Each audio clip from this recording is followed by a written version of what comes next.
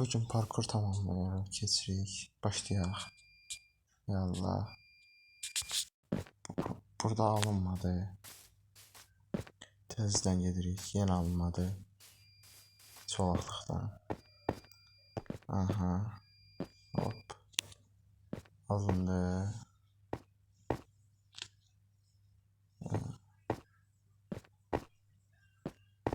Ən çətin bölüm deyərdim bəlkə də.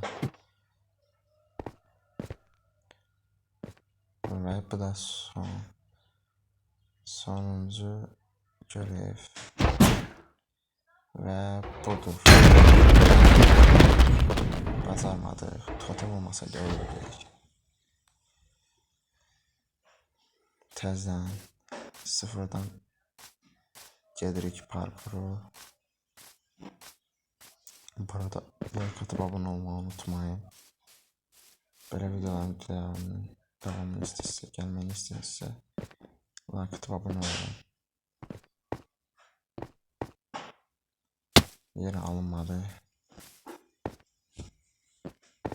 Özümə söz etdiyim parkuru keçərəm ya.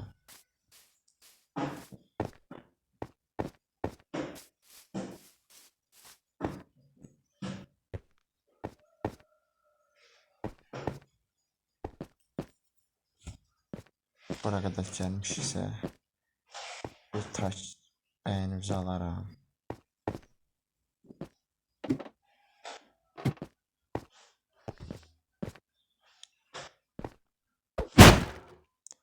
Ve budur. Bacardıq. Bugünlük bu kadar. Görüşərik. Salamat qalın.